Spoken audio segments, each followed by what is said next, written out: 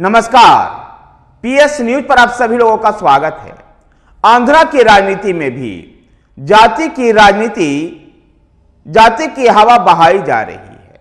जिस प्रकार से उत्तर भारत के राज्य उत्तर प्रदेश और बिहार में जातीय समीकरण चुनाव जीतने का बड़ा पैमाना है, ठीक ऐसे ही आंध्र प्रदेश में भी दिखाई दे रहा है।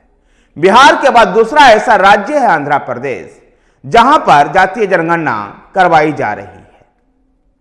आंध्र प्रदेश में अगर बात करें जाति की तो तीन बड़ी जातियां हैं, रेड्डी, कम्मा और कापू। कम्मा की संख्या सर्वाधिक है, उसके बाद कापू समुदाय है और रेड्डी 10% को लगभग प्रतिनिधित्व करता है। लेकिन रेड्डी समुदाय का राज्य की राजनीति में वर्चस्व रहा है। कई मुख्यमंत्री आंध्र प्रदेश में 10 से 12 मुख्यमंत्री रेड्डी समुदाय से आए हैं। आंध्र प्रदेश में रेड्डी समुदाय एक वर्चस्व वाली जाति है। रेड्डी समुदाय का ही प्रतिनिधित्व इस समय वाईएसआर कांग्रेस के नेता और मुख्यमंत्री जगन मोहन रेड्डी करते हैं। राज्य की 25% लगभग 10% आबादी का प्रतिनिधित्व करता है रेड्डी समुदाय।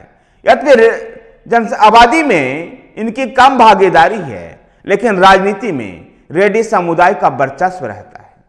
रेड्डी समुदाय के अलावा राज्य की राजनीति में कम्मा और कापू जाति का भी बोलबाला रहता है। रेड्डी समुदाय कम्मा और कापू के मुकाबला करने के लिए ओबीसी समुदाय को साथ लेकर के वाईएसआर कांग्रेस चल रही है।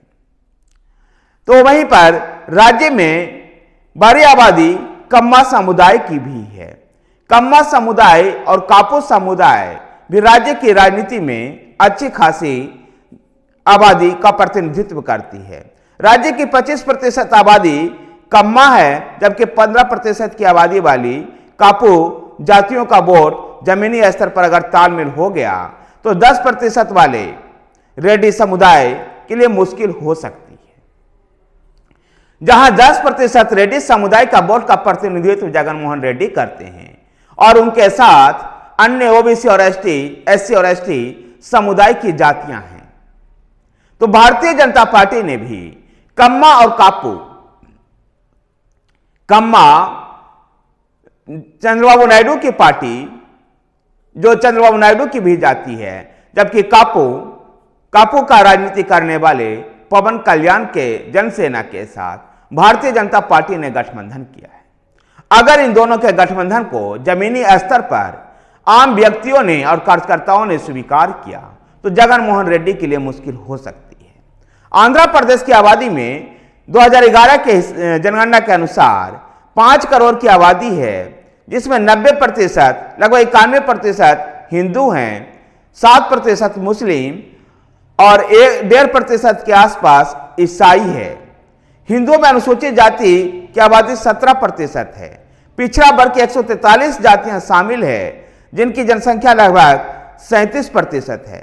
इसके अलावा कापू और विभिन्न अन्य पिछड़ा वर्ग ओबीसी की आबादी 15% है। कम्मा की संख्या सर्वाधिक अगर जातीय आधार पर देखेंगे तो आंध्र की राजनीति में, आंध्र की इस जातीय जनगणना में कम्मा समुदाय का सर्वाधिक संख्या है और ये जाति संपन्न भी है, प्रभावशाली भी है, संख्या भी सर्वाधिक है। तेलुगु देशम पार्टी इसी समुदाय का प्रतिनिधित्व करती रही है। तेलुगु देशम पार्टी के अध्यक्ष चंद्रबाबू नायडू इसी समुदाय से आते हैं। इससे पहले तेलुगु फिल्मों से राजनीति में आए एनटी रामाराव ने राजनीति में रेड्डी के वर्चस्व के विरुद्ध कम्मा जाति को एकजुट किया। सत्ता की भूख जगाई कम्मा जाति में। रेड्डी के प्रभाव का प्रतिक्रिया में कापू ने भी एनटी रामाराव का साथ दिया। लिहाजा 1983 में सत्ता रेड्डी से फिसलकर कम्मा के पास आ गई। तब से इन्हीं दोनों समुदाय के नेताओं के हाथ में सत्ता आती और जाती रही है। 40 विधानसभा क्षेत्रों में कापू का दबदबा है, जबकि कापू जाति का दबदबा 40 विधानसभा क्षेत्रों में है। यह जाति भी पिछड़ी जातियों में सबसे प्रमुख है। इसके कुछ उपजातियां स्वर्ण में भी आती है। राजनीति के प्रतिनिधित्व भी जनसेना पार्टी के पवन कल्याण कर रहे हैं, जो इसी जाति के एक उपजाति मुन्नूर है जिससे आते हैं। पवन भी फिल्म से ही राजनीति में आए हैं। अपने बड़े भाई चिरंजीवी की पार्टी प्रजा राज्यम से राजनीति की इन्होंने शुरुआत की।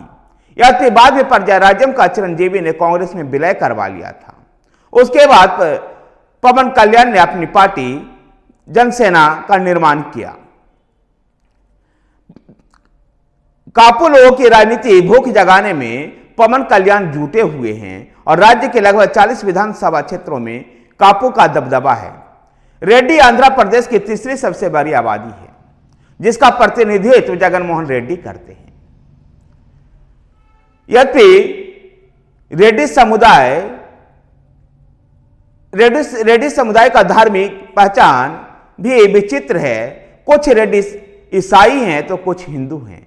स्वयं जगन मोहन रेड्डी भी ईसाई से संबंध रखते हैं। ऐसे में आंध्र प्रदेश के अगर जातीय समीकरण को देखा जाए तो जगन मोहन रेड्डी पर कम्मा और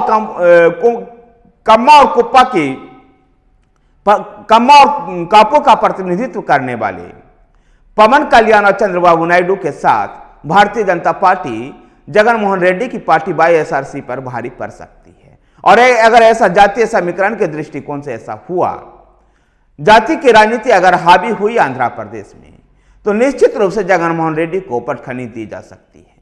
गौरतलब है कि आंध्र प्रदेश में भारतीय जनता पार्टी जनसेना और भारतीय तेलुगु देशम पार्टी का गठबंधन है और इस गठबंधन के तहत 25 लोकसभा सीट में से 17 पर तेलुगु देशम पार्टी चुनाव लड़ेगी, 6 पर भारतीय जनता पार्टी और 2 सीट जनसेना पवन कल्याण की जनसेना लड़ेगी 2 सीटों पर।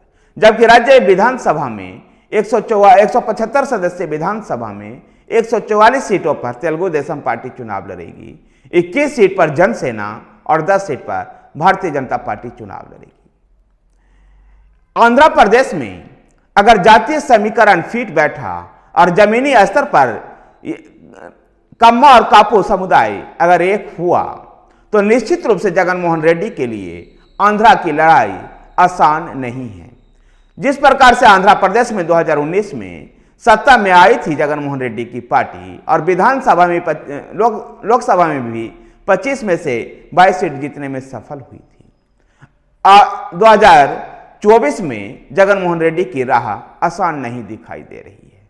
धन्यवाद साथियों, वीडियो को लाइक कीजिए, शेयर कीजिए। हमारे साथ बने रहने के लिए हमारे चैनल PS न्यूज को सब्सक्राइब कीजिए। धन्यवाद।